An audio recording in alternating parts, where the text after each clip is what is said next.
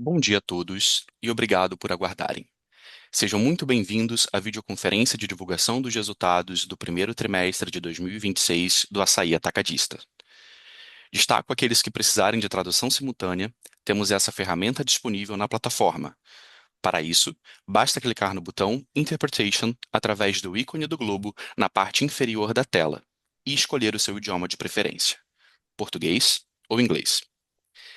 Informamos que esta videoconferência está sendo gravada e será disponibilizada no site de RI da companhia, no endereço ri.açaí.com.br, onde já se encontra disponível o release de resultados.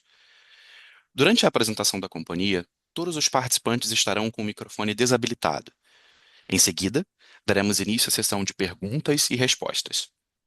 Para fazer perguntas, clique no ícone Q&A na parte inferior da sua tela e escreva o seu nome, empresa e idioma para entrar na fila. Ao ser anunciado, uma solicitação para ativar o seu microfone aparecerá na tela. E então, você deve ativar o seu microfone para fazer perguntas. Orientamos que as perguntas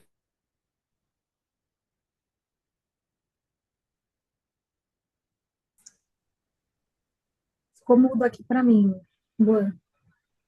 relativas à perspectiva de negócios, projeções e metas operacionais e financeiras do Açaí constituem-se em crenças e premissas da administração da companhia, bem como em informações atualmente disponíveis.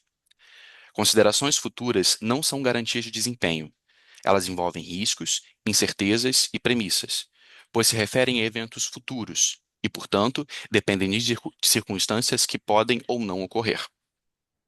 Investidores devem compreender que condições econômicas gerais, condições de mercado e outros fatores operacionais podem afetar o desempenho futuro do açaí e conduzir a resultados que diferem materialmente daqueles expressos em tais considerações futuras.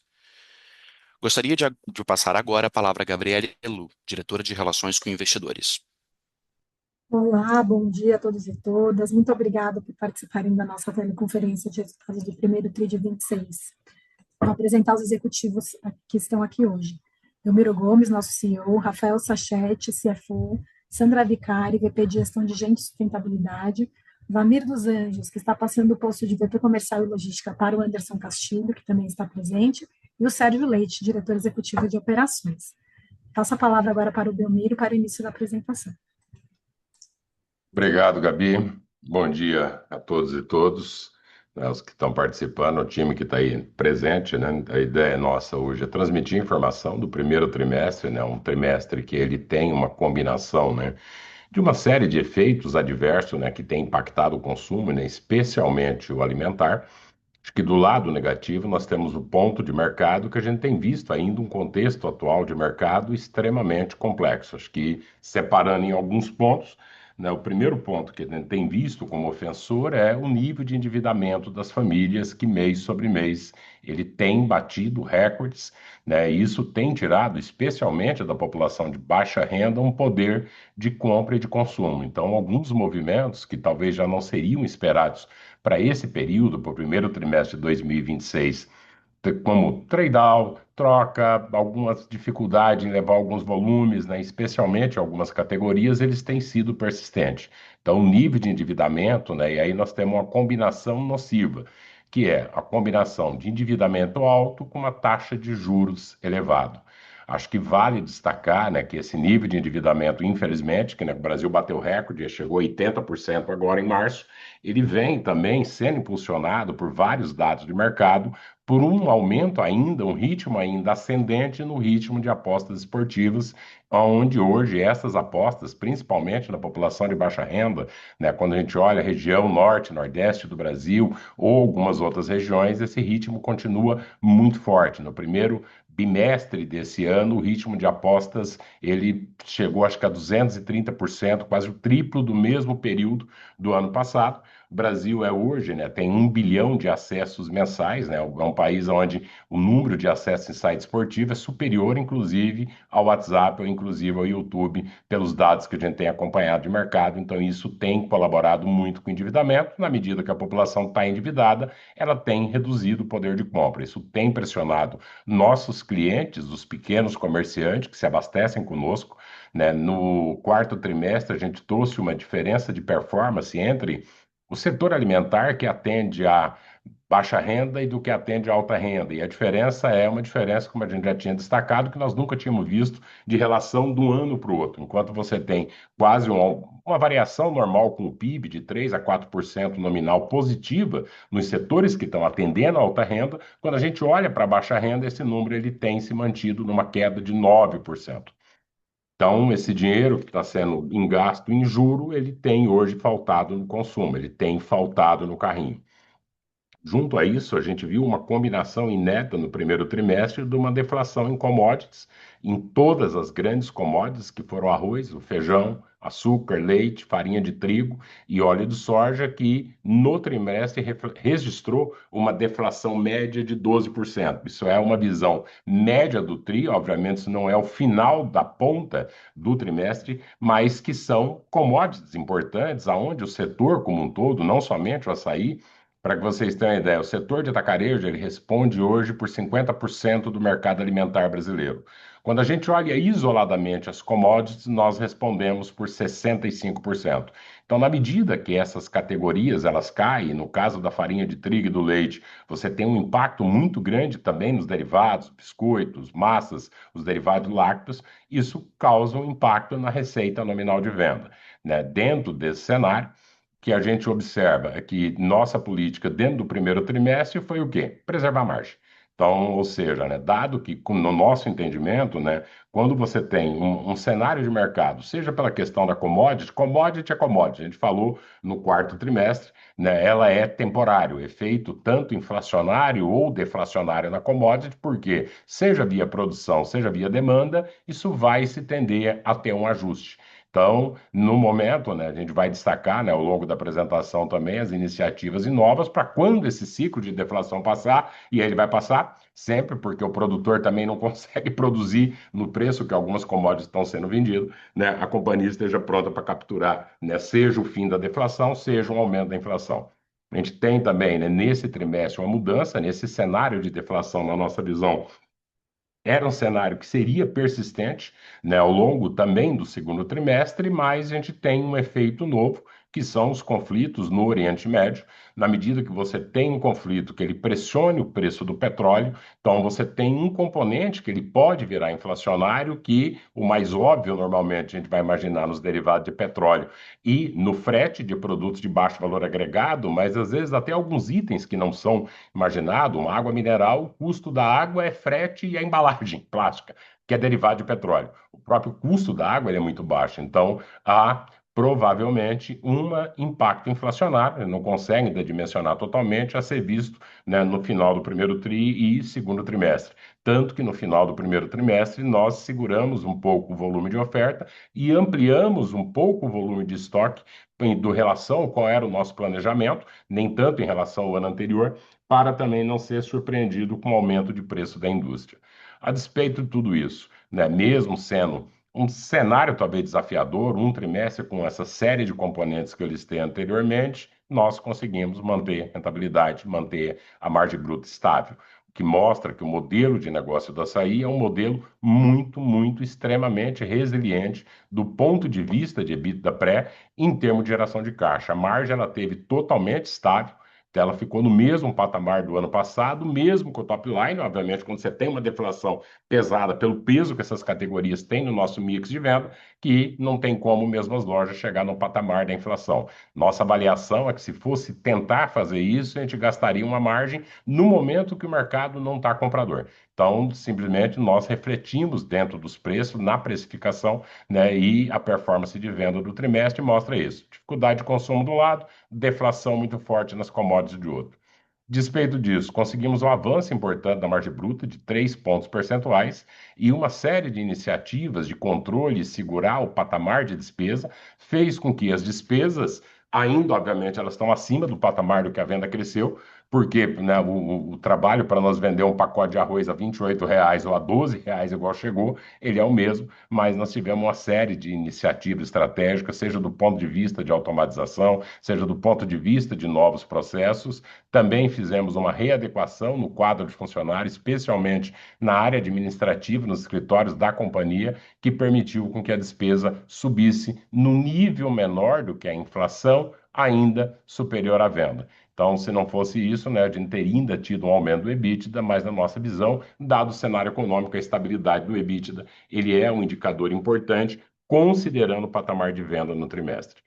Dentro desse trimestre, vocês devem, a gente já tinha destacado no quarto trimestre, há um crédito, um novo crédito de PIS e COFINS, são os itens plurifásicos lá do artigo 14, que a gente destacou já anteriormente, que dentro do resultado, ele soma, dentro do resultado total, R$ 396 milhões.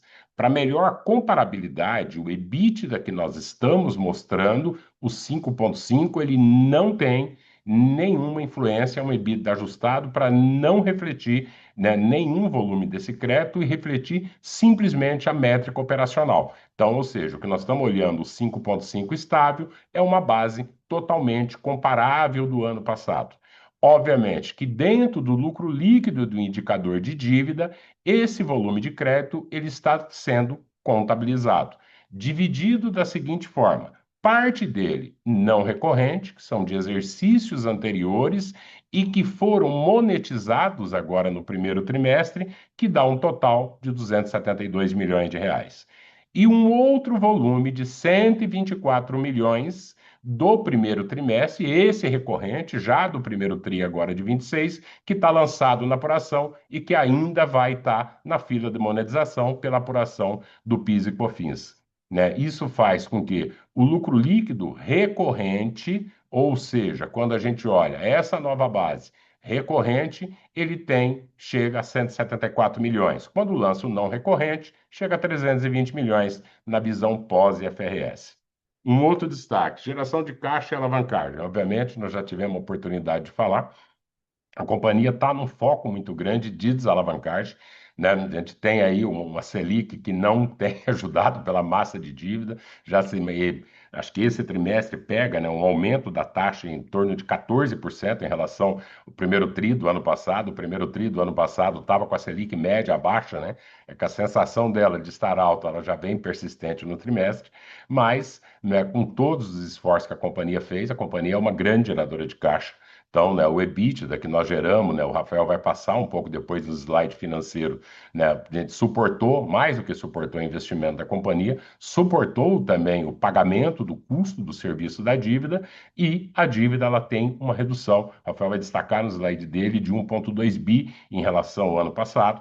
A gente chega com isso a uma alavancagem que aí está considerando 2,52 dos créditos, uma redução de 0,63 versus o primeiro TRI de 2025. Então, obviamente, ele tem uma disciplina financeira da companhia, o fato da companhia ser uma grande geradora de caixa, a preservação da margem EBITDA, que ela é a base para poder, no fim, né, pagar o serviço da dívida e continuar desalavancando, e contempla também os efeitos positivos desses novos créditos. Se a gente exclui os novos créditos, a gente chegaria numa alavancagem em torno de 2,75, quando olha versus 3,15 do ano anterior, mostra que a trajetória de desalavancagem está dentro do foco, continua ocorrendo na companhia.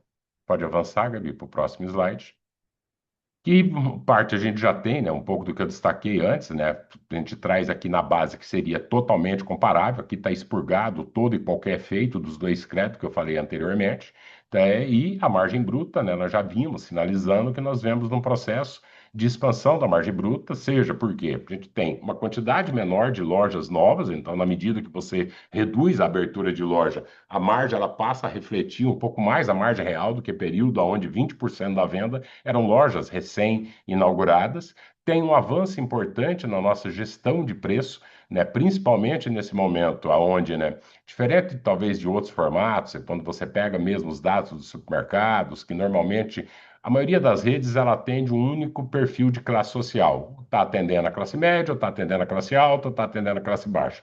No nosso caso, nós estamos expostos a todas as classes sociais, seja no atendimento direto ao consumidor, mas seja também no público PJ, né? Desde um restaurante que atende a alta renda, desde também um supermercado, uma mercearia que serve como ponto de reposição da baixa renda.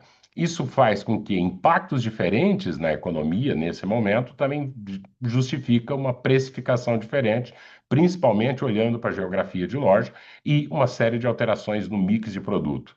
A despesa, né, como eu já tinha citado antes, né, a companhia ela está sempre buscando maneiras de automação, tem uma série de projetos importantes de automação dentro desse sentido, né, avanço de self-checkout que nós colocamos e permitiu com que a despesa evoluísse no nível menor do que a inflação, mantendo o EBITDA muito em linha, tanto em valor nominal como em percentual do ano passado. E aí eu vou passar agora próximo slide para nossa primeira call de resultado com Rafael Sachete, tem gente que chama ele de Rafael, né, aqui dentro, Sachete fora, que ele vai explicar a parte financeira. O Rafael se juntou ao nosso time recentemente. Rafael, agora é com você. Obrigado, Belmiro. Bom dia a todos os nossos investidores. Queria começar agradecendo a companhia, que tem me recebido muito bem, o conselho de administração, o Belmiro, que tem me apoiado muito, os meus pares, que estão aqui do meu lado, realmente um suporte incrível, e especialmente ao time, que tem sido muito colaborativo, para que a gente possa construir um trabalho de longo prazo na área financeira da companhia. Por fim, um agradecimento especial ao Aimar, tem colaborado com a companhia por muito tempo e fez, às vezes, aqui de CFO por esse período, um trabalho muito diligente. Então, obrigado, Aimar, e obrigado por estar me apoiando nesse processo aqui de transição. Falando um pouquinho do nosso resultado financeiro, nós atingimos 564 milhões de resultado financeiro no período, um crescimento de 10,2%, prioritariamente impactado pelo crescimento do CDI médio no período de primeiro trimestre contra o primeiro trimestre do ano passado. Então, o CDI cresceu 14%, pressionando as nossas despesas financeiras e impactado positivamente por menores antecipações de cartões. A companhia gerou bastante caixa e não foi necessária antecipação tão relevante de cartão de crédito, e a gente vai ver isso no próximo slide, quando a gente falar de redução da dívida bruta da companhia. Falando do lucro líquido, atingimos 367 milhões de lucro líquido contábil no período, representando 1,97% da nossa receita líquida. Esse lucro líquido contábil foi impactado pelos créditos de PIS e COFINS reconhecidos no trimestre e também por uma despesa não recorrente da reestruturação organizacional. Então, gera esse impacto negativo no lucro líquido. Quando a gente fala do lucro líquido recorrente, foram 174 milhões, crescendo 7,3% em relação ao mesmo período do ano passado. Falando agora no próximo slide da nossa dívida e da geração de caixa do período, nós atingimos uma alavancagem de 2,52 vezes, um crescimento de 0,63 em relação ao mesmo período do ano anterior. Aqui, o grande foco é falar da solidez e da resiliência do modelo de negócios, que mesmo num período de vendas mais desafiadoras, pelos motivos que o Belmiro já comentou, a companhia manteve uma disciplina de margem bruta e despesas muito forte, uma geração de caixa forte no período. Então, foram 2,9 bilhões de geração de caixa operacional, que depois se somam a esse delta de normalização de antecipações de cartões. Em relação ao CAPEX e investimentos, foram 700 milhões investidos, aqui um alinhamento estratégico importante em relação à estratégia da companhia de desalavancagem, então um menor número de lojas, um nível de investimentos mais comedido, gerando então uma geração de caixa zerada, mas quando a gente ajusta isso para o efeito das não antecipações de cartões em bases comparáveis, a gente gerou 1,2 bilhões de caixa líquido, e esse caixa se converteu automaticamente em pagamento de dívida. Então, quando falamos da nossa dívida líquida, saímos de 13,4 bilhões de reais para 12,2 bilhões de reais de dívida líquida caindo no período. Então, caímos 1,2 bilhão. Em relação à alavancagem, do lado direito, vale a nota da trajetória de queda da dívida e também uma menção importante que está no quadro bem à direita dos nossos covenants. A companhia tem covenants contratados de 3 vezes EBITDA, porém essas 3 vezes EBITDA tratam do EBITDA pós-IFRS. Então, na conversão desse covenant para o EBITDA pré-IFRS, ele equivale a 1 vezes 28, seria o nosso status atual. Então, a gente está em menos da metade do risco de covenants aqui, reforçando um certo nível de segurança e conforto financeiro que a companhia tem em relação a essas dívidas. Por fim, falando do nosso caixa no próximo slide, encerramos o período com caixa de 4,4 bilhões, esse caixa é disponível. Adicionado a isso, temos também os cartões não descontados, que somariam um total de caixa possível de 7,5 bilhões ao final do primeiro trimestre.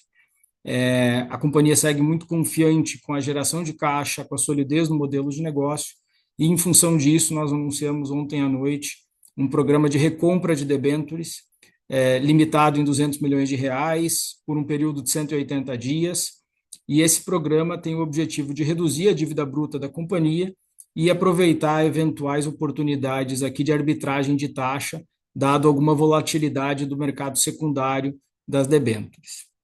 Seriam esses os destaques financeiros do primeiro trimestre de 2026, e agora eu devolvo para o Belmiro para falar das nossas iniciativas de evolução do negócio.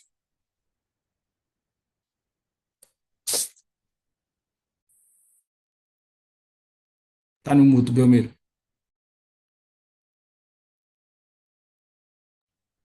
Opa, desculpem.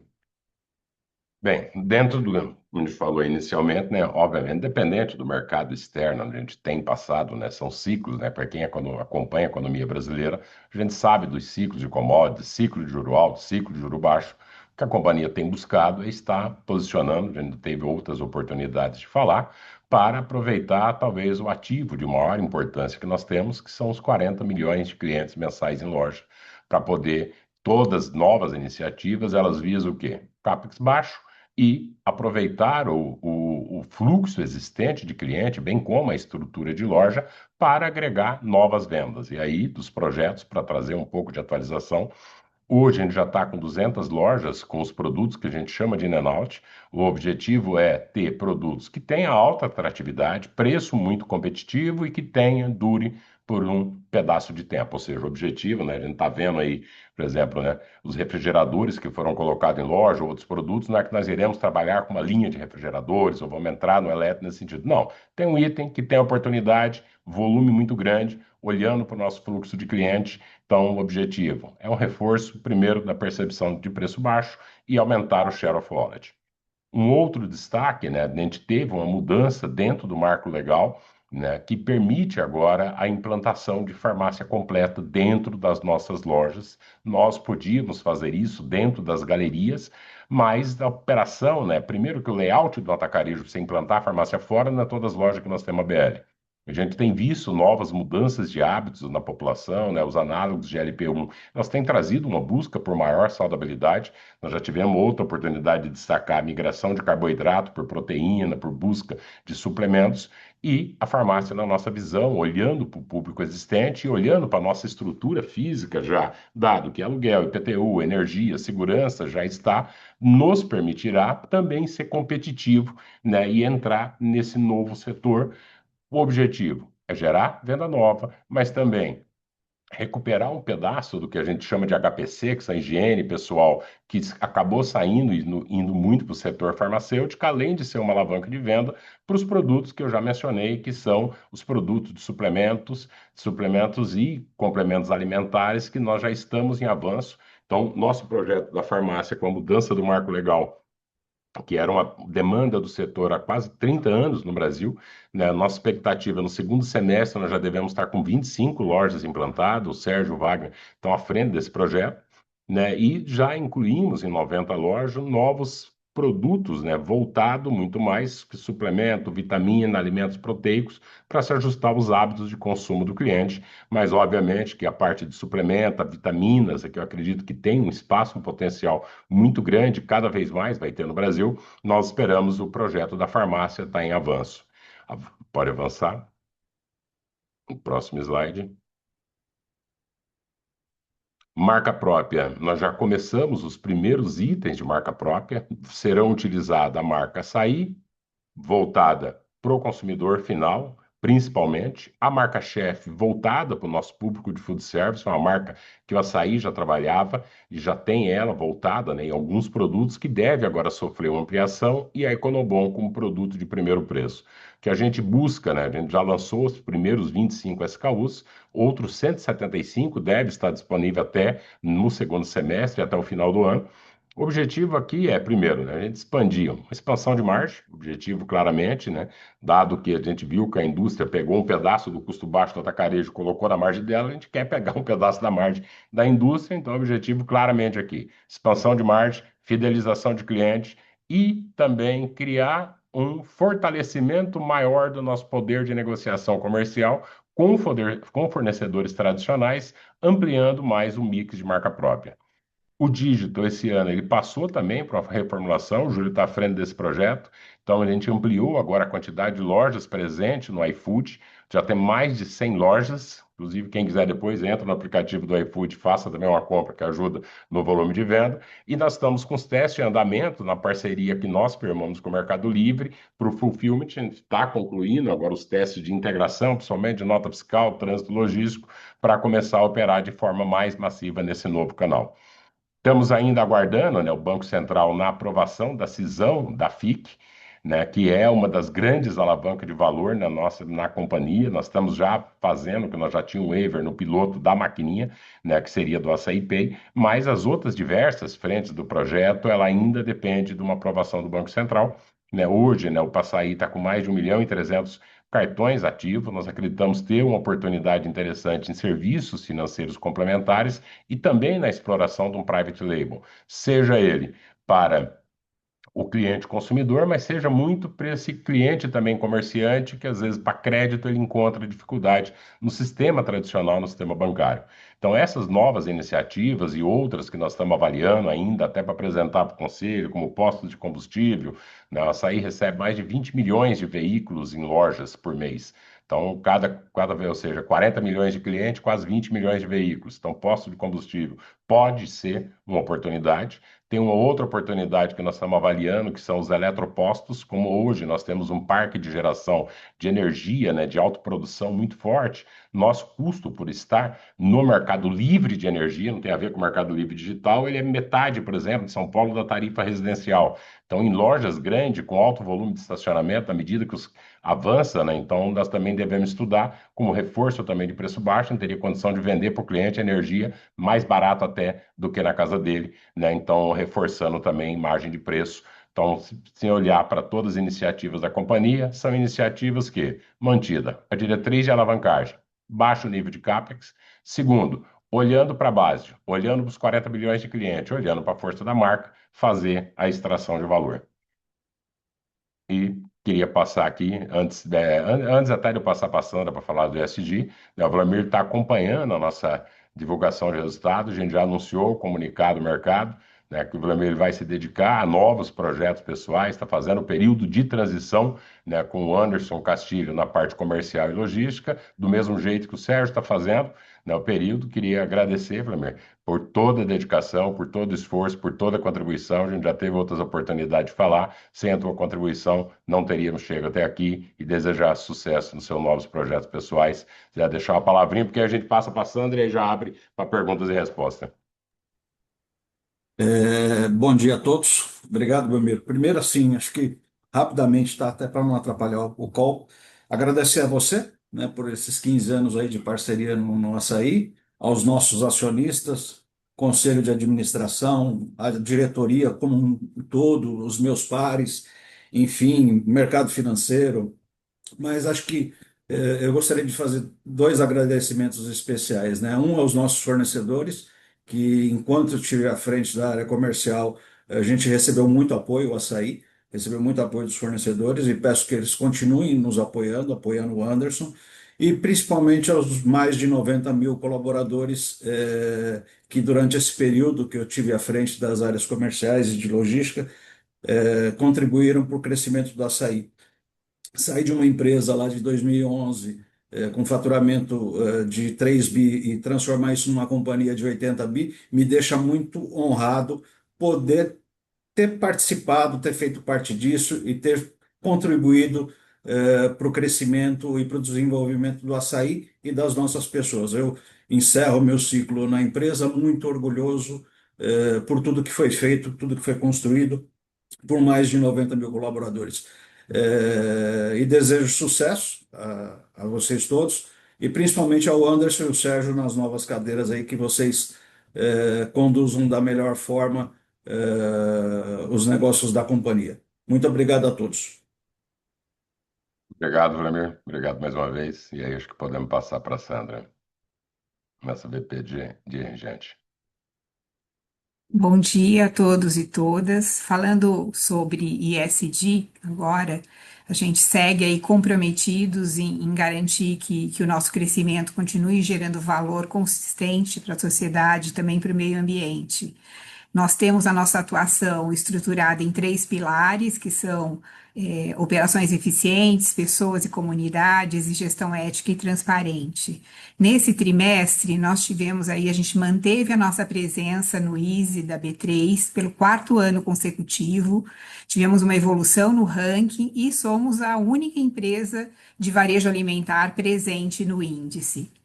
Em operações eficientes, nós avançamos com um aumento aí de 48% das lojas com compostagem, um crescimento aí de 10% no volume de resíduos processados, e também tivemos a expansão do nosso programa Destino Certo para 267 lojas, e mais de 12% de crescimento na doação de alimentos.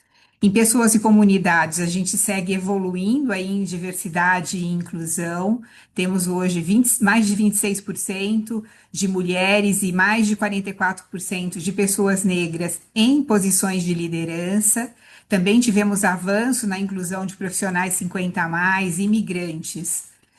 E por meio do Instituto Açaí, nós temos ampliado aí o nosso impacto social, com um crescimento aí de mais de 200% na capacitação de micro e pequenos empreendedores por todo o Brasil, e também mais de 1.100.000 refeições doadas neste período, o que reforça o nosso compromisso no combate à insegurança alimentar.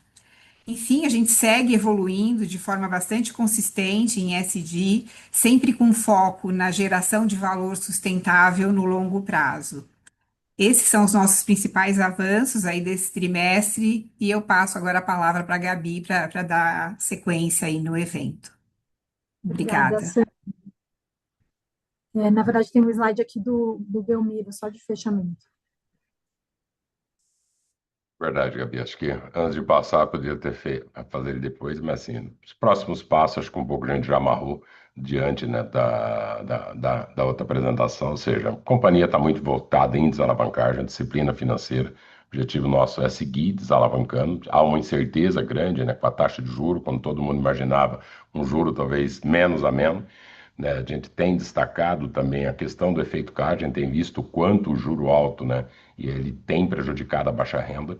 Né, tem os outros fatores, a origem da causa, mas também não dá para desprezar que ele tem sido simplesmente ele tem tirado, né, tem feito transferência de rendas avesso, uma vez que, por mais que tenha motivo, talvez ele tenha ficado mais alto por tempo elevado. Né? Isso tem impactado não somente as companhias, mas também as famílias. Isso está visível quando a gente olha para qualquer dado de consumo, com exceção de alguns pontos relacionados a novos hábitos em alguns setores de consumo.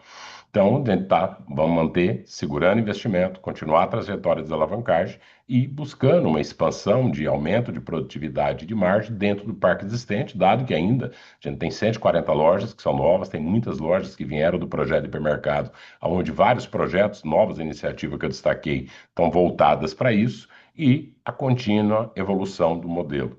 Como eu falei, hoje o atacarejo ele é 50% da população do mercado alimentar no Brasil, porque ele não ficou restrito ao modelo originário.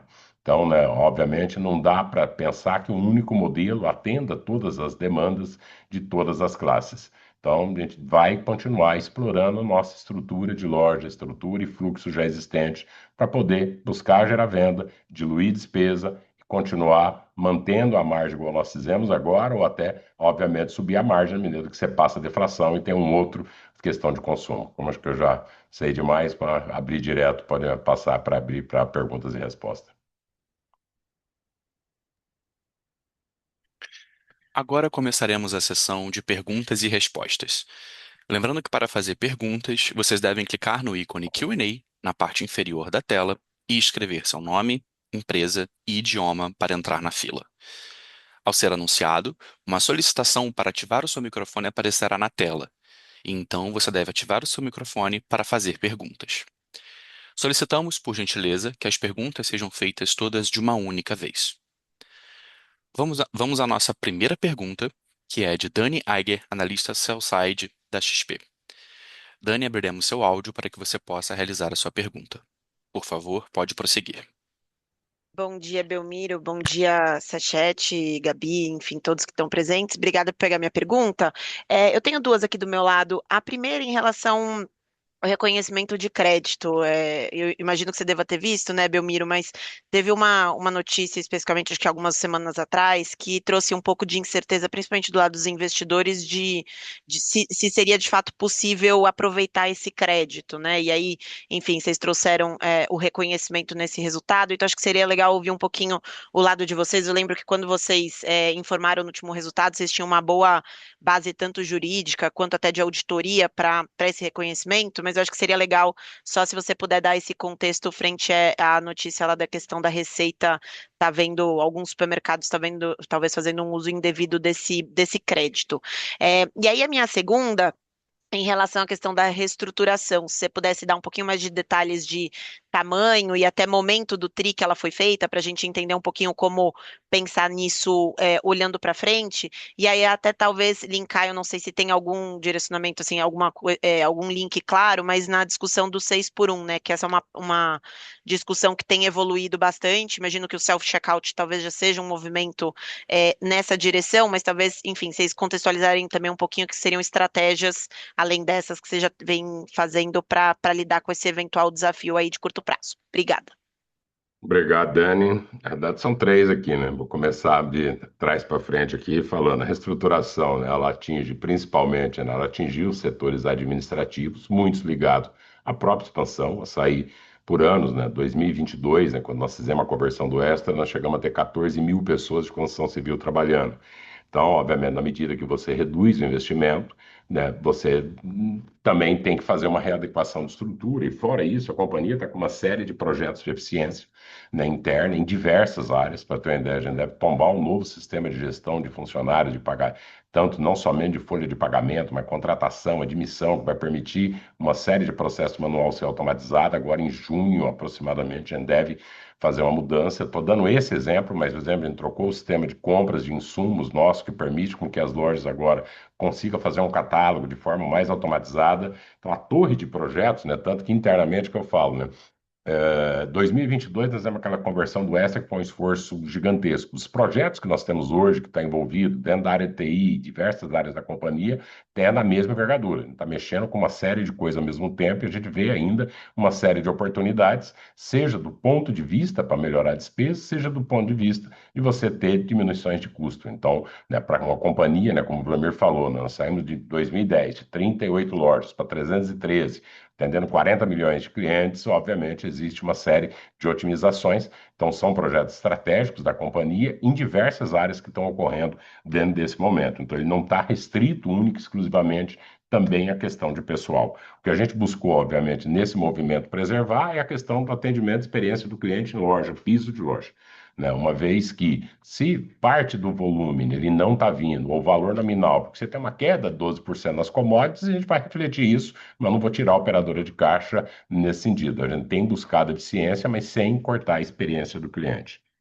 Questão dos créditos, sim, a gente viu as notícias, obviamente ali estava preciso, né? O tema tributário ele é sempre difícil de explicar, né? Então, o que a gente viu do movimento lançado pela Receita, é uma notificação para 3 mil empresas que não tem correlação, pelo menos até o momento, com esse crédito que a gente lançou, pode ser que tenha lá na frente, e diz respeito a todo e qualquer crédito ou aproveitamento que as companhias fazem de forma contraditória, obviamente. Cada companhia tem o seu método, ou seja, no nosso caso, a gente pega uma série de pareceres e tudo para olhar, para eventualmente tese que a companhia vê que tem a condição de fazer uma discussão. Então, ou seja, o direito ao contraditório ele é reservado ao contribuinte. Então, dentro desse sentido, né, que a gente viu aquela operação, que ela pega uma série de coisas práticas do mercado, né, que é uma questão, um movimento que a Receita pode fazer a qualquer tempo e momento.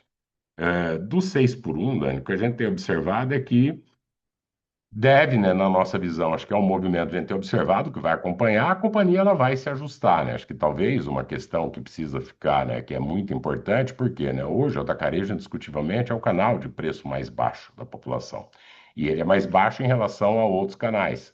Então, os outros canais, eles devem ser muito, talvez, mais impactados do que nós teríamos o impacto, mas ainda a companhia tem observado o movimento, a discussão que acontece nesse momento nas autoridades e deve e vai se ajustar para isso, né? Quando uma mudança ela é igual para todo mundo, né? Talvez acho que um bom exemplo seria aquele aumento no ano retrasado daqueles 2% na alíquota de CMS, né? Que houve uma preocupação do mercado, investidores, putz, 2% de alíquota de imposto e no fim a margem não foi afetada porque isso acontece, ou seja, no fim das contas nós somos um atacadista que você compra, coloca custo e repassa preço.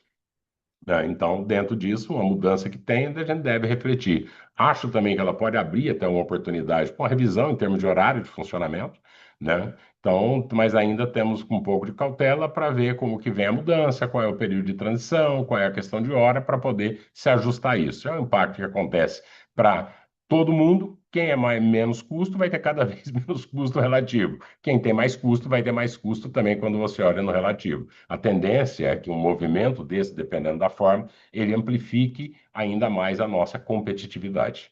Obrigado, Dani. Excelente, brigadão pelas respostas. A próxima pergunta é de Luiz Felipe Guanais. Luiz, abriremos seu áudio para que você possa realizar a sua pergunta. Por favor, pode prosseguir. Bom dia, Gabi, Belmiro, Sachete. Eu acho que duas perguntas aqui do nosso lado. A primeira, Belmiro, você comentou um pouco, né, sobre o comportamento de inflação ao longo do trimestre, né? Se você pudesse comentar mais para o final, né, do primeiro tri, já nesse começo do segundo tri, né, como é que vocês viram a elasticidade de volume a preço, né? Se teve alguma coisa, né, que vocês já conseguiram perceber, principalmente agora em abril, né, onde as primeiras leituras já mostram, né, uma aceleração de inflação de alimentos.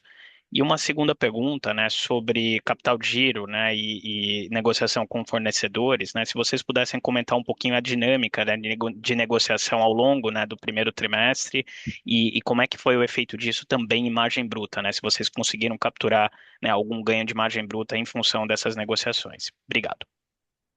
Obrigado, Ganais, né? No primeiro tri, acho que não tem captura de margem. O que nós fizemos no primeiro tri é que assim, nós vimos um cenário, nós vínhamos no mercado com deflação, então o objetivo nosso era encerrar o primeiro trimestre com um nível de estoque menor do que o que nós acabamos encerrando.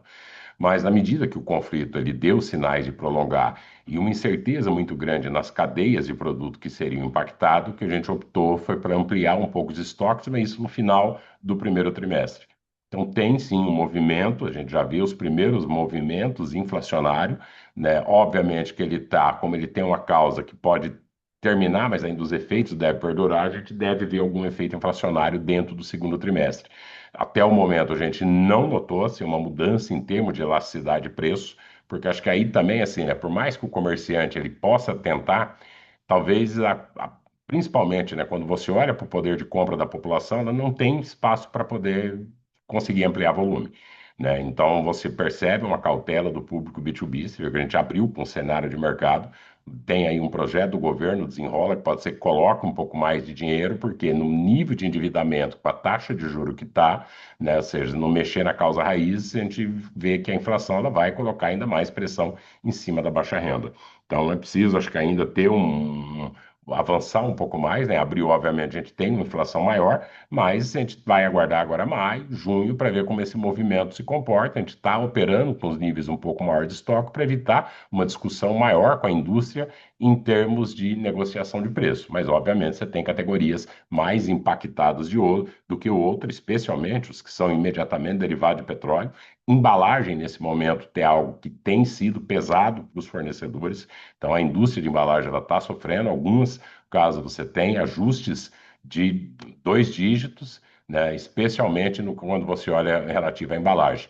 Tem também, né, uma questão do combustível, né, do frete, mas isso o governo tem lançado uma série de medidas que, por enquanto, a gente tem visto que o impacto tem sido menor. Vamos ver se isso perdura. Por quê? É um risco.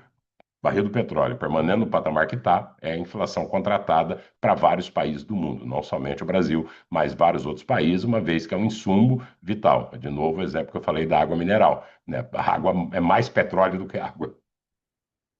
Espero ter respondido, Guanais.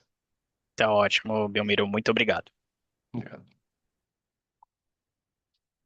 A próxima pergunta é de Joseph Giordano, do JP Morgan. Joseph, abriremos seu áudio para que você possa realizar a sua pergunta. Por favor, pode prosseguir. Olá, bom dia a todos. Bom dia, Belmiro, Sachete, Vlamir e time. Obrigado pela pergunta. Eu queria explorar um pouquinho, né, nesse cenário um pouquinho mais adverso de demanda, como é que a gente deveria pensar, né, nesse capex de upgrade, de evolução do modelo. Então, o Belmiro mencionou diversos movimentos aqui, incluindo drogarias, eventuais postos elétricos, né? Então, pensar nisso aqui como a gente deveria pensar tanto esse ano, que você já tem até um guidance, mas o ano que vem principalmente. E o segundo ponto, pensar, entender um pouquinho como é que a gente deveria pensar a dinâmica de aberturas e fechamentos ao longo do ano.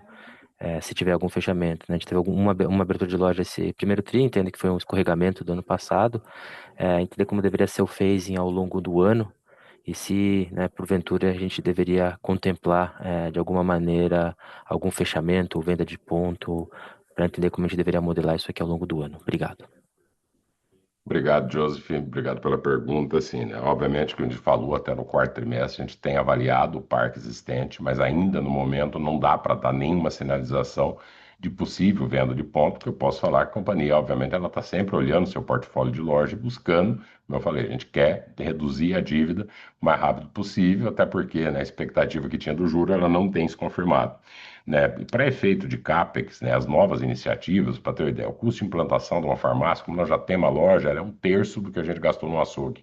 Então, para falar a verdade, a gente deve vir com números um pouco mais detalhados no segundo TRI, mas o impacto disso não é um impacto relevante olhando para o que nós sinalizamos. O que pode ter mudança, que ainda nós estamos estudando, é no mix de lojas de abertura de 26, uma vez que a gente tinha colocado uma quantidade de lojas que algumas eles tinham previsões de serem feitas através do modelo de build-to-suit. À medida que você tem o descolamento do juro, e principalmente hoje a captação, né, ele tem se mostrado elevada, é possível que a gente possa postergar, seja por questão de licença, ou se ajustar os projetos, olhando que pode ser que um projeto que estava lá para 2027, ele caia agora para 26, ou e algum de 26 ele jogue-se para 2027.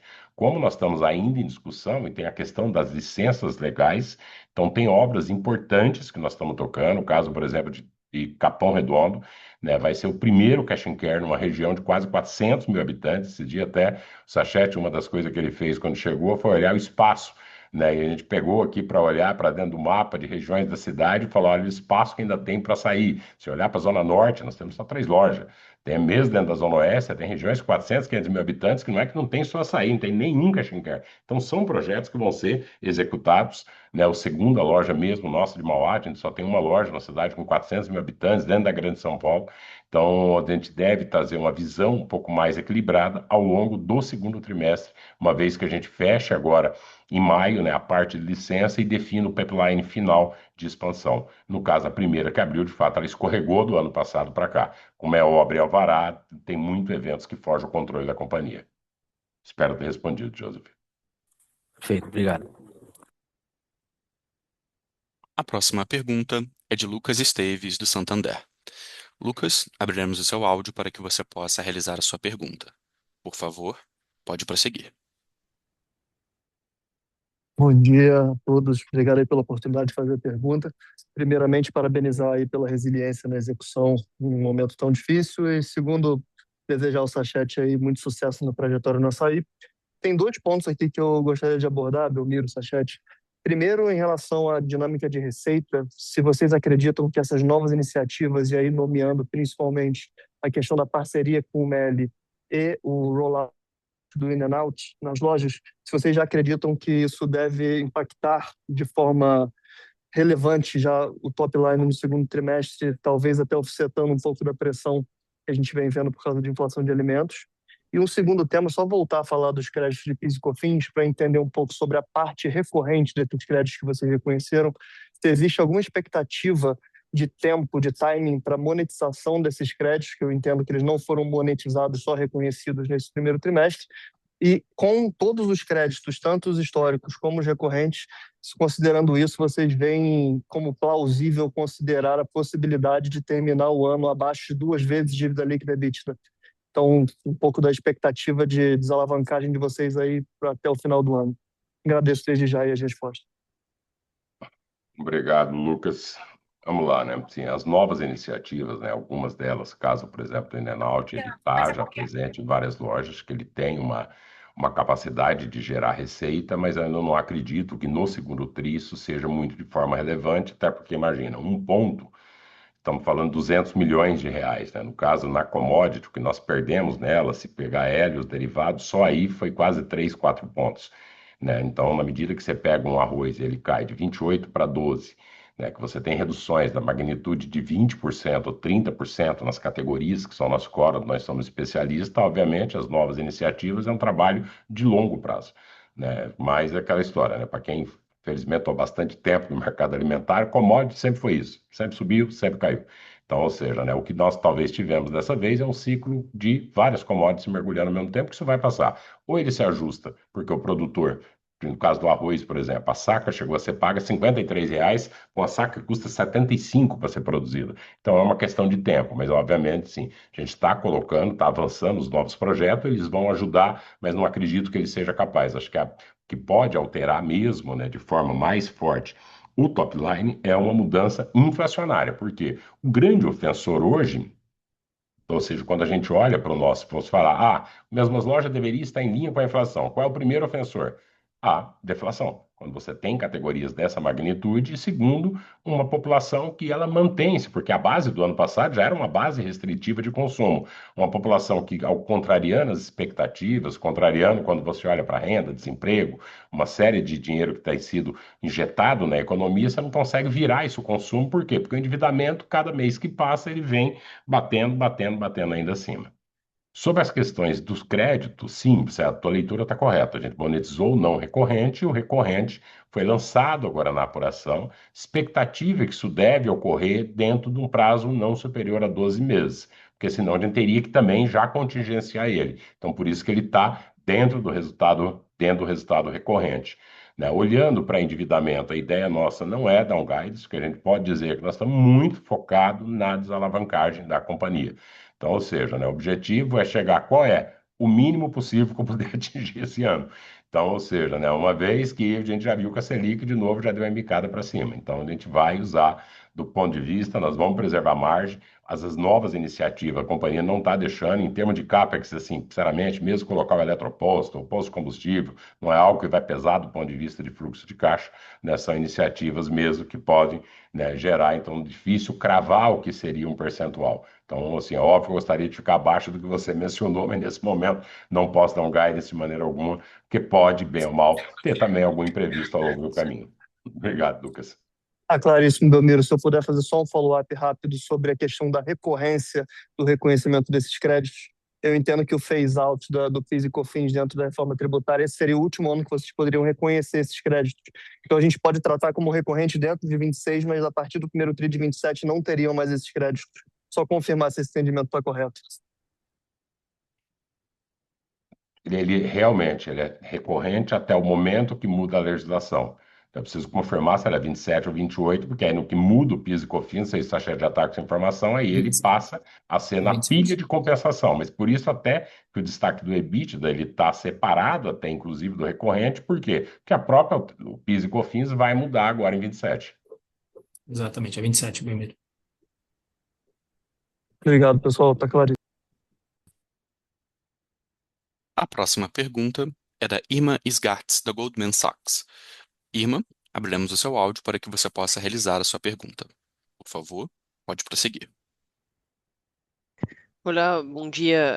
Eu queria fazer uma pergunta sobre as parcerias digitais, especificamente talvez a parceria com o Mercado Livre. Sei que ainda está cedo no ciclo, mas talvez se puder compartilhar um pouco os primeiros aprendizados que vocês tiveram nessa parceria. o tipo de produto que está fazendo sentido, talvez um pouco sobre os economics, onde eles fazem sentido e não, e também os aprendizados sobre como está sendo feito o gerenciamento dos estoques dentro do FU e logística. E talvez também traçar qualquer diferença com a outra parceria que vocês têm, obviamente, que vocês vêm ampliando com iFood. Obrigada. Obrigado, Irma. Acho que são dois projetos bem distintos, né? A parceria com a iFood, né? Nós fazemos o pick em loja, né? Nós fizemos, acho que já mais de 750 mil pedidos nesse primeiro trimestre. Então, ele está presente em 104 lojas. Então, na nossa visão, é uma venda complementar, é uma venda adicional. Aquele cliente que compra pela plataforma, ele não iria numa loja para comprar, mas ele quer o preço baixo do açaí. Então, ou seja, né, na medida que a plataforma, né, no caso do iFood, ela tem um alcance gigantesco, isso tem nos permitido, na nossa visão, criar uma venda adicional. Tem uma série de melhorias ainda para nós fazermos nesse processo, especialmente em relação ao multipicking, porque algumas lojas são grandes, então separar um pedido por vez, a gente deve partir, mas são, ou seja, aí é o atraso nosso, então ele ainda deve ter muito ganho de produtividade na parceria com o iFood e uma ampliação em venda, uma vez que o preço nosso é um preço competitivo. Do MELI, ainda nós estamos mesmo em fases iniciais, acho que os testes são principalmente em termos de aprendizado da parte sistêmica, porque a emissão do documento fiscal é por nós, ou mesmo em categoria de produto, o produto que vai ser estabelecido, o alvo é colocar produtos que tenham valor agregados um pouco maior, né? Produtos obviamente não perecíveis, onde também nós somos muito competitivos, e alavancar, criar um outro canal de adição de venda. Ou é até em alguns casos, né, que você tem várias indústrias que também que estão dentro dessa plataforma, mas tem que ter toda a estrutura, gerenciamento, taxa, pode ser que a gente acabe até numa segunda etapa substituindo. Então, a gente deve ter dados mais robustos para falar no segundo trimestre, uma vez que os testes estão muito concentrados agora nas integrações sistêmicas.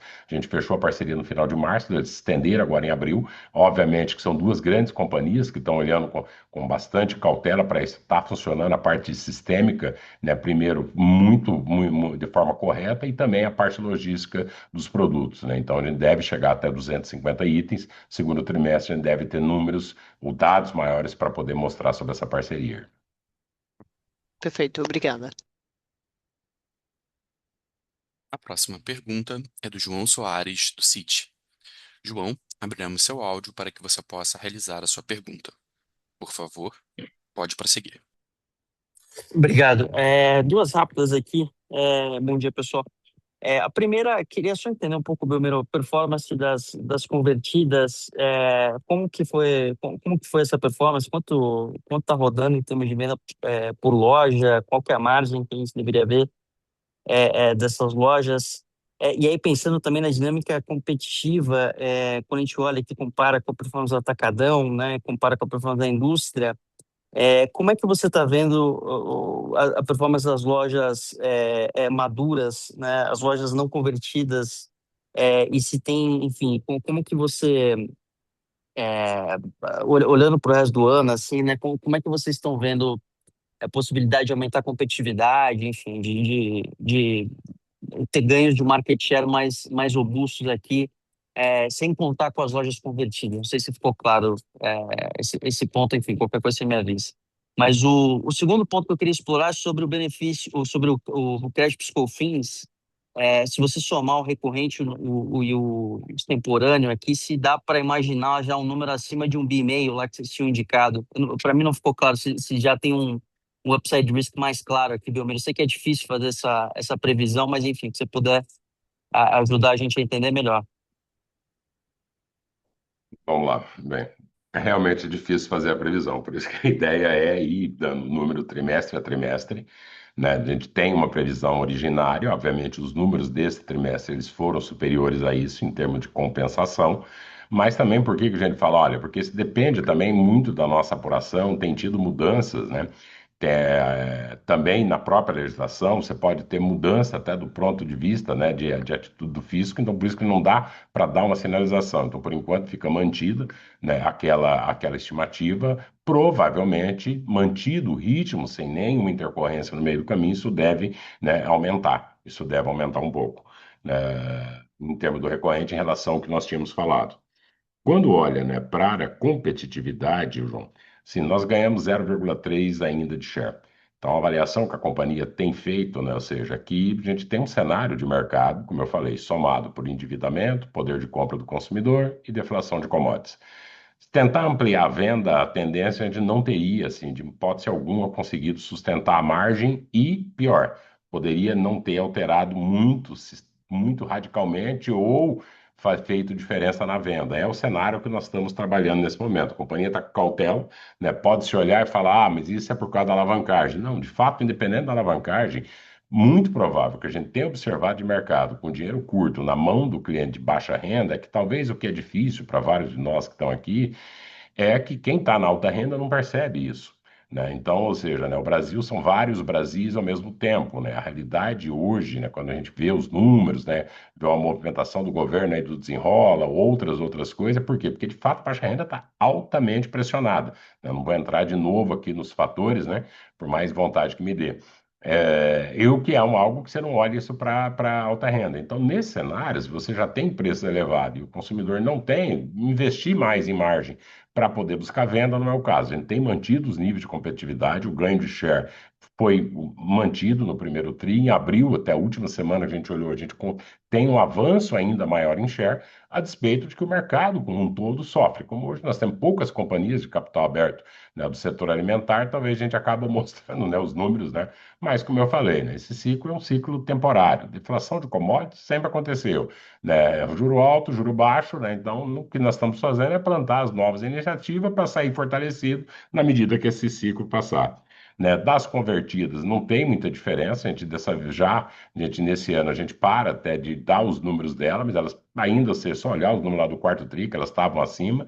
Acho que o que é interessante nas lojas, especialmente a dos Extra, é que assim, muito dos projetos novos, mesmo em Enaut, mesmo até a própria farmácia, ou igual eu mencionei do eletroposto, o posto de combustível, as lojas mais aderentes são as lojas centrais nossa, né? Que aí não necessariamente tenha vindo somente do Extra, mesmo loja de expansão orgânica que nós colocamos dentro e mais próximo das regiões centrais para pegar a população de maior renda. Espero ter respondido a tua pergunta, João. Bom, respondeu. Belmiro, desculpa abusar aqui, mas chamaram a atenção um ponto aqui, só queria esclarecer, olhando a nota 14, assim, sobre acordos comerciais enfim, antecipação de verba. Teve alguma coisa on-off aqui nesse trimestre? Não sei enfim, esses 180 milhões aqui que foi feito de cessão de recebíveis, se isso aqui é sustentável, se vocês vão continuar fazendo isso, enfim. Só um pouco mais de cor no capital de giro ali, Belmiro. Sim, é sustentável, deve continuar sendo feito, né? Uma parcela das verbas comerciais que a gente recebe, que são recorrentes verbas das negociações. Você pode ter uma ou outra variação ao longo do TRI, mas não é nada muito fora, com exceção do quarto TRI, que você tem uma sazonalidade maior. Claro, obrigado. A próxima pergunta é do Rodrigo Gastin, do BBA. Rodrigo, abriremos o seu áudio para que você possa realizar a sua pergunta. Por favor, pode prosseguir. Bom dia, pessoal. Duas aqui do meu lado também. A primeira delas, Belmiro, curiosidade aqui, como é que vocês balizam internamente, via orçamento, né, o quanto teoricamente vai durar esse ciclo de commodities mais pressionados, né? Entender um pouco esses 12% que vocês mencionaram de média para o primeiro TRI, como que vocês já estão enxergando na ponta e, enfim, caso isso dure por mais tempo, né, a gente vê a inflação um pouco melhor na ponta, mas caso isso dure por mais tempo, né, ainda uma deflação de algumas commodities relevantes, o que dá mais para fazer do ponto de vista de rentabilidade? Tem mais espaço para apertar a operação? Quanto de eficiência ainda dá para ganhar? Tá? Essa é a primeira pergunta. E a segunda, Belmiro, um pouco do update lá do projeto de pricing, né, e o impacto na margem bruta. Isso é um tema que você já vinha falando há alguns trimestres. Queria entender o quanto disso já foi capturado, né, na margem bruta que a gente vê e quanto tem por vir ainda em margem bruta por conta desse projeto. São essas duas. Obrigado. Obrigado, Garcia. As duas perguntas elas estão, acho que, muito correlacionadas. Acho que indo pela parte de sistema ainda tem um avanço. Na realidade, é uma mudança no nosso modelo de precificar. Até então, a gente precificava muito por cluster de loja, agora permite até ter precificação, inclusive, por loja. Então, dado, né, como eu falei, né, com essa geografia de loja que nós temos, que ainda tem um avanço, né, na medida que o projeto vai madurando, é que, obviamente, nesse momento você tem vários componentes na margem, né? Tem, por exemplo, a margem ela também sofreu um impacto na medida que deflacionou, quando você está com o estoque mais alto, aí você precisa vender no novo preço, que aí você tem uma queda de margem. Então, a despeito disso, o que a gente espera é continuar entregando essa evolução de margem, seja parte ela do sistema, seja porque a própria commodity ele caiu de participação, e aí nisso acaba tendo um efeito mix também, não é tão marginal nesse trimestre, ele é bem marginal nesse tri, mas acaba ter. E da previsibilidade é complexo, porque commodity é muito difícil você ter uma estimativa de preço. Então, nesse momento que a gente tem olhado, é com um pouco mais de cautela. Tem ainda, né, feito, né, nós fizemos alguns estoques estratégicos agora durante o mês de abril de produtos que a gente já tinha uma convicção de compra, mas não estamos em fase com esse consumo de brincar com o estoque, de ter mais estoque em casa do que precisa, né, mais do que tem a necessidade em virtude de capital de giro, porque há uma incerteza do ponto da ponta consumidora. Então, enquanto essa incerteza persiste, né, com esse movimento que eu falei da baixa renda, um pouco de cautela a gente deve trabalhar refletindo. O mercado de commodities ele sofre influência do câmbio, produção, consumo internacional, então, ou seja, estimar ele é difícil, normalmente nós nos adaptamos a ele. Então, a companhia, acho que ela sempre foi resiliente nesse sentido, né? Tanto que eu convido quem tiver depois, olha lá no nosso site de RI, a apresentação do Investor Day do ano passado, que mostra o lucro bruto nos últimos 15 anos, né? Então, nós passamos por ciclo inflacionário, ciclo deflacionário, conseguindo preservar a margem. Porque, no fim, como é que é o nosso modelo? Você tem o percentual de despesa, a margem objetivo, a consequência é o preço de venda. Então, dado que como você tem, a gente trabalha para ter um custo baixo, uma boa negociação comercial, continuar sendo competitivo e mantendo a margem que a companhia precisa. Espero ter respondido, Castinho. Super claro, Belmiro. E só uma dúvida rápida aqui que alguns perguntaram ao longo do call, acho que é até legal para vocês deixarem super clara a mensagem. Quando perguntado sobre a inflação de alimentos agora acelerando no começo do segundo tri, especialmente em abril, só para deixar claro, Belmiro, o que vocês já perceberam ou não perceberam na operação, se já teve alguma mudança, se já vem alguma recuperação de preço. Só acho que é super legal deixar essa mensagem 100% clara, porque surgiram algumas dúvidas aqui. Não, obrigado, sim. Não, de fato, sim, tem uma alteração em preço, já é visível, sim, em algumas categorias de produtos, né? São produtos que são mais impactados, né, em virtude do conflito que está se desenrolando. Em abril, acho que o impacto dele ainda é menor, a gente deve ver impactos mais fortes agora em maio e junho, né? Uma vez que abril ainda, né, a maior parte dos operadores do setor, ou mesmo nós, ainda tínhamos estoques antigos. Na medida agora que você tem estoque que tenha sofrido um impacto inflacionário, isso vai ser feita uma correção do preço de venda, né? Que obviamente essa é uma cautela para não falar uma palavra de aumento de preço, mas ou seja, né, infelizmente, se na medida que você tem uma pressão de custo, nós temos que repassar os custos que nós tivemos. Perfeito. Então, uma dinâmica ainda parecido com o que foi o primeiro tri agora em abril, mas um otimismo em relação a isso para maio e junho. Essa pode ser a leitura. É que aí você tem a correção nominal, né? No fim, né, do mesmo jeito que se veio uma deflação de 12% nas commodities, né? Há um limite do que como nós podemos offsetar, quando também o movimento é o inverso, né? Que obviamente isso não está na nossa mão, isso é um contexto de mercado, por tudo que a gente falou, seja a questão de produção, seja o aumento de insumo, da mesma forma que a deflação atrapalha, se você vem no movimento, né? A inflação ela pode ajudar a corrigir um pouco o top line para ele chegar num patamar igual à inflação. Excelente, Belmiro. Super claro. Obrigado pelas respostas. A próxima pergunta é do Vinícius Stranos, do UBS.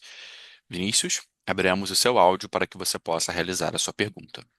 Por favor, pode prosseguir.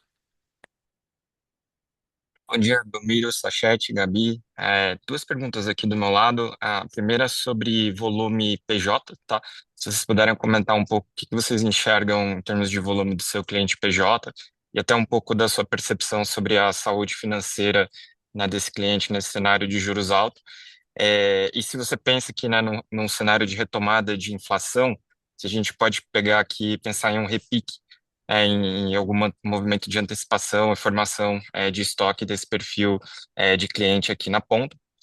E a minha segunda pergunta é sobre os efeitos da retirada de produtos, né, do regime de substituição tributária em São Paulo.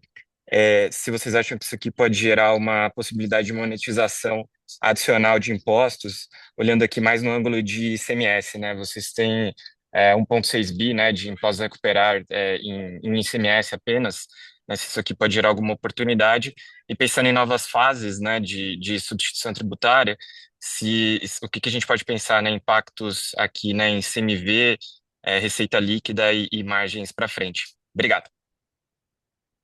Obrigado, Vinícius. Como você bem falou, né? São Paulo vem retirando uma série de itens da substituição tributária. Teve um lote retirado na virada do ano, um outro lote em abril e novos lotes vão seguir. Tanto que você viu, né? O Sachet até colocou, né, a variação do capital de giro pela venda bruta, porque isso vai alterar, até pelo peso que São Paulo tem, a correlação da venda bruta com a venda líquida e CMV. Uma vez que você sai do regime onde você só tinha restituição da substituição tributária, né, como redutora do CMV para o regime de crédito e débito. Então, isso vai dar uma mexida bem interessante na venda líquida. Do ponto de vista de competitividade, como nós já fazíamos o ressarcimento, não é esperado nenhuma grande alteração, até porque no cálculo nosso da margem isso já era levado em consideração quando você compara o preço da base de cálculo da substituição, ou preço imaginário, como eu gosto de falar, para o preço efetivamente vendido. Acho que a vantagem que tem desse modelo é que você não fica tendo que fazer o processo de recuperação de crédito, que é um processo altamente complexo. A base de cálculo da ST, ela é uma para cada SKU por média ponderada que é feito, né? Então isso vai, no nosso ponto de vista, nos aliviar do ponto de vista de processo, porque aí você passa para o regime de crédito e débito, e para nós que operamos com baixo custo, quanto menor o preço, menor a margem. Por mais que isso já fosse composto antes, com menor o preço de venda, menor a quantidade de imposto que você tem a pagar. Então, acho que isso tem um efeito, para falar a verdade, neutro do ponto de vista de competitividade. Sinceramente, né, o que muda é a forma de negociar com o fornecedor, a forma de precificar, mas se ajustando ao produto agora que sai da ST para a sistemática normal. Volume do PJ, né? O que a gente tem observado? Esse cliente, né, como a gente falou, né, quando eu falei lá dos 4% que atende, né, que até quem acompanha, né, o relatório da Nielsen, né, acaba tendo uma visão, né, aquele semanal um pouco distorcida, né, tem um viés de amostra na hora que quem entrega dados semanalmente para a Nielsen são as grandes redes. Normalmente no varejo é que atende a alta renda. A baixa renda, normalmente a Nielsen faz depois pelo home scan. Esse cliente PJ é o cara que está naqueles 9%, está na ponta difícil. Então, esse cliente, o que a gente tem observado é ele altamente cauteloso, né? Eu acho que do ponto de vista de crédito, não é que a saúde financeira dele, a gente não observou nenhum movimento de quebra, de alguma coisa nesse sentido, até porque é um cliente que é bem resistente, como ele nunca teve muito acesso a crédito, ele também mantém ali, né? Há uma cautela nele, né? Porque a origem, né, quando a gente olha para a baixa renda, né, que vem impactando o atacarejo, só olhar que a mesma loja baixa inflação, acho que parte até do próprio componente da deflação, ela está na origem no bolso do consumidor. Acho que enquanto ele sente isso, ele vai ter, dado se tiver alguma explosão, for alguma categoria que o produto não seja perecível, que ele enxergue com maior oportunidade de ganho, o cliente acho que ele vai ter um pouco mais de cautela antes de apostar em estoque, né? O que a gente tem observado já é esse movimento, ele vem principalmente nos últimos 2 ou 3 anos, né, o PJ com bastante cautela na hora de absorver mais. Então, a elasticidade ela tem sido baixa, também parte disso é o que explica mesmo o movimento de margem que nós temos feito. Então, a gente não vê o cliente com elasticidade para poder falar, olha, vou aqui derrubar o preço que eu vou ter um grande volume. Não, isso não tem acontecido. Espero ter respondido, Tênis. Perfeito. Obrigado, Belmiro. A próxima pergunta é de Thales Granello, do Safra. Thales, abriremos o seu áudio para que você possa realizar a sua pergunta. Por favor, pode prosseguir.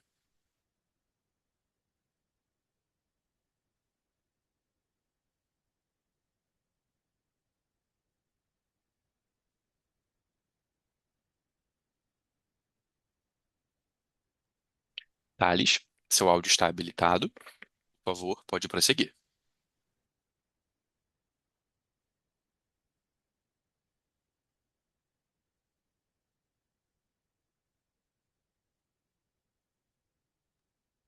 Daremos seguimento à próxima pergunta. Ela é de Bob Ford, do Bank of America. Bob, abriremos seu áudio para que você possa realizar a sua pergunta. Por favor, pode prosseguir. Muito obrigado, bom dia a todos e bem-vindos a Chat.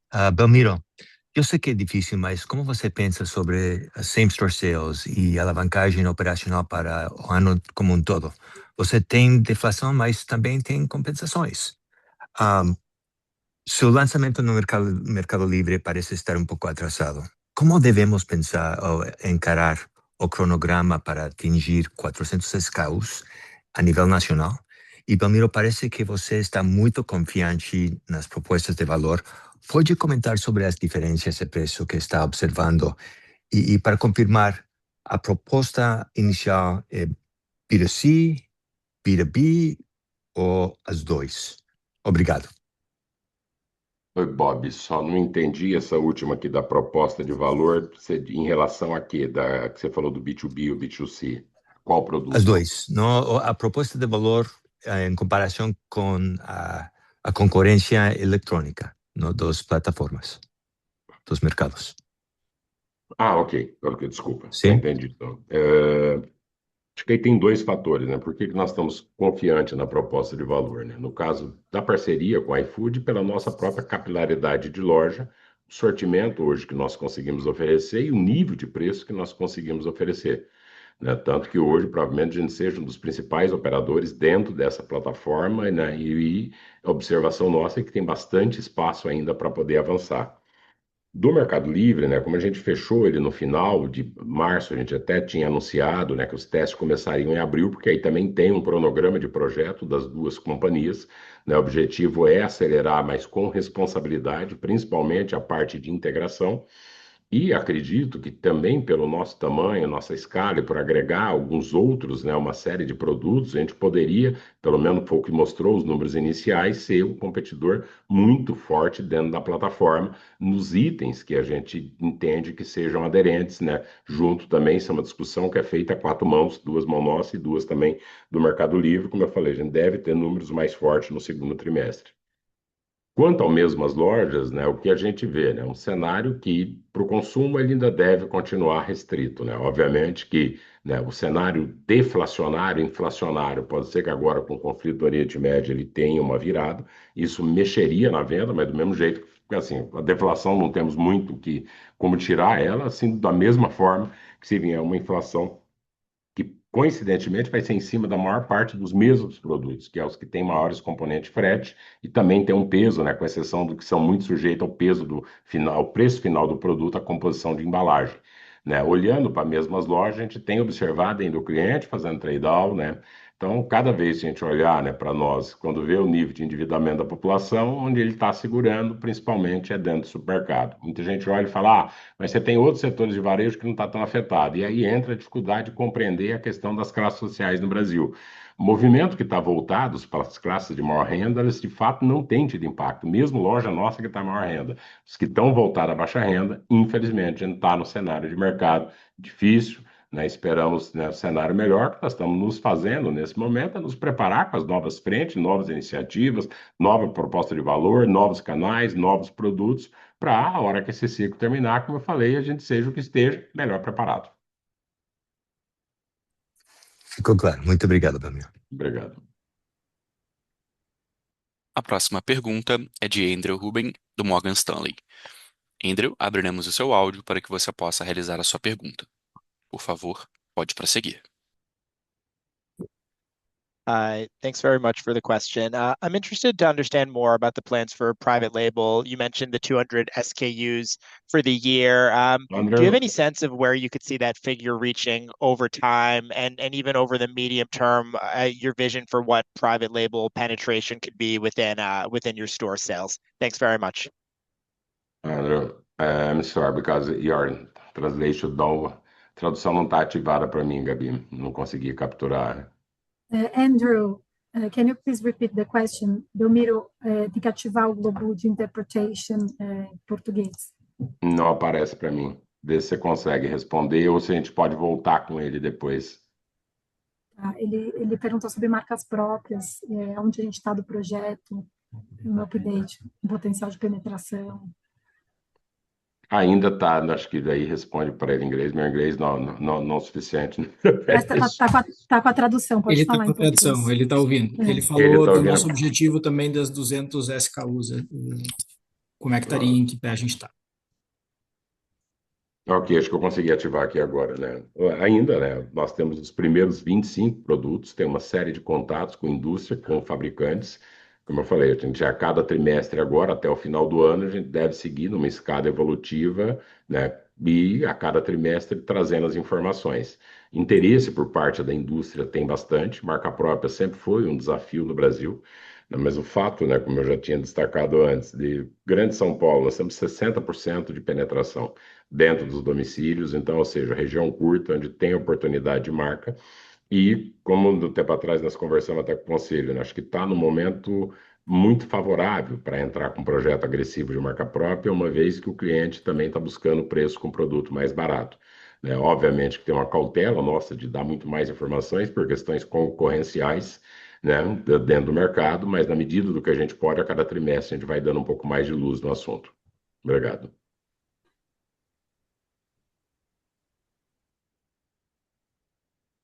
A próxima pergunta é de Guilherme Domingues, do HSBC. Guilherme, abriremos o seu áudio para que você possa realizar a sua pergunta. Por favor, pode prosseguir. Oi, pessoal, bom dia, obrigado pelo espaço. A minha pergunta era em linha com a anterior, queria explorar também marca própria, mas assim, em linha com o que a companhia vem fazendo com a vertical de saúde. Quando a gente olha ali para os mercados mais maduros, principalmente os Estados Unidos, a gente vê ali a gigante Costco, né, boa é todo em private label, mas é, também muito forte na questão de suplemento, vitamina, assim como o Walmart com o Equate. Então, só para saber se, como a companhia aqui trouxe nesse release de whey, creatina, tá bastante oferta de produtos ligados a maiores quantidades de proteína pela mudança do comportamento do consumidor, se também vocês vislumbram a crescer nessa categoria com marca própria. Obrigado, viu? Obrigado, Guilherme. Acho que tirando a parte de vitaminas, né? Ou seja, né, quando você olha para os outros alimentos proteicos e suplementos, sim, isso não tem nenhuma restrição do ponto de vista de fazer com marca própria, com exceção de medicamento e vitamina, né? Que esse objetivo é trabalhar com as marcas, né, conhecidas, né? No restante é trabalhar, sim, o projeto ele pode ser estendido. Obviamente que a gente está numa fase ainda anterior, porque uma vez que nós estamos criando esse espaço em loja, na minha visão, né, a farmácia ela vai ser também, ela serve como atrativo para isso. Um exemplo que você bem citou aí da Costco, né, ele tem a farmácia como um grande, né, ponto de atração, e aí ele consegue seguir, né, tanto que nesses mercados, né, o volume de venda de medicamentos, suplementos, dentro do setor alimentar, ele é gigantesco. Nós ainda estamos agora, né, está nascendo agora o bebê, deve sair, né, no segundo semestre as primeiras farmácias, mas o avanço na linha de suplemento, né, ele vai ser mais rápido, até porque aí não depende de licença, né? Ou seja, para a gente conseguir avançar, uma vez com as mudanças também comportamentais, aí especialmente nas classes mais altas, né? Em busca de alimentos mais proteicos, ele tem sido algo bem notório, tem dados, né, do mercado aí em abundância demonstrando isso, né? O açaí é o maior vendedor de proteína, provavelmente é do América do Sul, com certeza, não sei se da América Latina, né? Especialmente alguns projetos que nós fizemos nos últimos anos, né? A inclusão de serviços que estão ainda em maturação, foi feita exatamente para poder posicionar mais forte na categoria de proteínas, né? Então é algo que está bastante no nosso radar. Obrigado, Belmiro. A próxima pergunta é de Thales Granello, do Safra. Thales, abrimos o seu microfone para que possa realizar a sua pergunta. Por favor, pode prosseguir. Bom dia, pessoal. Bom dia, Belmiro, Gabi, Sachete. Queria fazer 3 perguntas aqui rápidas. Se vocês puderem abrir de margem bruta, quanto que desse ganho anual é de maturação de loja e o quanto vem dos projetos, né, de pricing. A antecipação de cartão de crédito, o nível caiu bastante aqui dos recebíveis no ano contra ano. Até com o trimestre passado, eu gostaria de entender se esse é o valor recorrente aqui, um volume recorrente para frente. E o último ponto é em relação aos impostos sobre receita, né? Teve um aumento nesse trimestre. Queria entender exatamente o motivo desse aumento e se se a gente deveria considerar um valor maior aqui para frente. Obrigado. Aí, Thales, eu vou falar sobre a margem de imposto e o Sachete fala sobre a questão da antecipação. Os impostos, na realidade, é aquela mudança até que o pessoal perguntou da substituição tributária. Na medida que o item sai da sistemática da substituição tributária, quando está na ST, o imposto, o ICMS, está dentro do CMV. Quando ele vem para a sistemática normal, imposto ele é deduzido, por isso que cai a receita líquida. Então, esse peso, esse aumento do imposto sobre venda está ligado à mudança da sistemática da substituição tributária, especialmente no estado de São Paulo. Teve outros estados também que fizeram a mudança, mas que não é tão relevante. Da margem bruta, né, a gente não deve dar uma abertura, assim, a gente tem mostrado uma margem positiva, porque eu também teria que mostrar o lado negativo. Então, ou seja, eu perdi tanto em commodity, tanto isso, vai chegar para um número que aí, na nossa visão, abre muito, né, a estratégia da companhia, né? Aí abre bastante a estratégia, a gente ganhou share no trimestre e ainda expandiu margem. Então você imagina que isso também deve despertar um pouco de curiosidade até pela própria concorrência, porque não era o esperado, né? Por mais que a gente já vinha, acho que, né, falando com o mercado, né, num cenário, se fosse em caminho natural de pressão, você tem uma queda no top line, você vai perder margem, né? Ou seja, não é o que aconteceu. Então, né, ou seja, a resiliência nossa ela é muito forte nesse sentido dentro do setor alimentar, né? Mas aí não dá para abrir os componentes da margem. Dos impostos, né? Quanto mais produto sair da substituição tributária, mais esse efeito vai ser visível. Se tiver alguma dúvida que fique sobre isso, fala depois com o RI, que a gente coloca nosso pessoal do tributário junto, a gente tem o maior prazer em dar toda a informação disponível sobre esse tema. E aí o Sachete vai falar sobre a antecipação do cartão. Perfeito, Thales. Obrigado pela pergunta. Sobre a antecipação do cartão, historicamente a gente sempre teve essa como uma alternativa para recompor caixa de curto prazo ou para acelerar algum tipo de caixa para fazer frente às necessidades da companhia, mas a gente sabe que historicamente essa é uma avenida, né, de geração de caixa um pouquinho mais cara do que uma operação estruturada como uma debênture e outras dívidas. Então, dada a geração de caixa que a companhia teve no período, a necessidade de fazer essas transações diminuiu, a gente teve uma diminuição substancial ali, dentro do período comparado dos últimos 12 meses e dentro do próprio trimestre.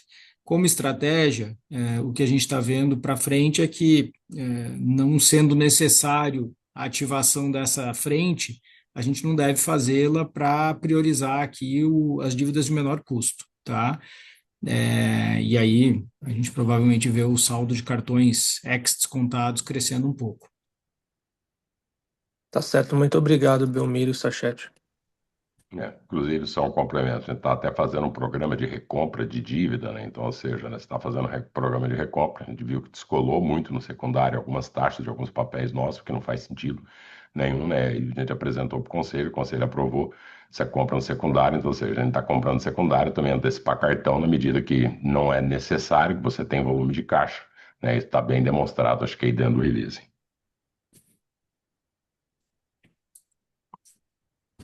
A sessão de perguntas e respostas está encerrada. E agora, gostaríamos de passar a palavra para as considerações finais da companhia. Agradecer, acho que a participação, o time na confecção do material de resultado, o conselho, né, pelo apoio, né, a gente tinha que trazer, né, o cenário, gostaríamos de estar falando um pouco sobre o mercado de consumo num cenário melhor, mas o grande recado, assim, né, sair é altamente resiliente, é só olhar o nível de entrega de margem, né, independente dos cenários que a gente tem passado, né, e a companhia, né, acho que reiterar mais uma vez, ela está se posicionando, plantando sementes que quando depois fatores externos, seja ligado ao endividamento, seja ligado à maior possibilidade de consumo por parte da população de baixa renda, que é onde está bem pressionada nesse momento, né, a companhia esteja posicionada com as novas iniciativas. Quero agradecer a todos e obrigado pela participação e pedir desculpa que eu me estendi muito lá no início, acabou gastando um pouco mais de tempo, mas que a gente gosta de deixar as coisas, né, bem claro, bem explicado e falar sobre o açaí, independente do momento que esteja, né, nossa visão, alguém pode olhar e falar, mas o EBITDA poderia ser, mas poderia, mas dado o cenário de consumo, sinceramente, acho que o time todo, de modo geral, está de parabéns. Muito obrigado a todos e todas. A videoconferência de resultados diferentes do primeiro trimestre de 2026 do Açaí está encerrada. O Departamento de Relações com Investidores está à disposição para responder às demais dúvidas e questões. Muito obrigado aos participantes e tenham um bom dia.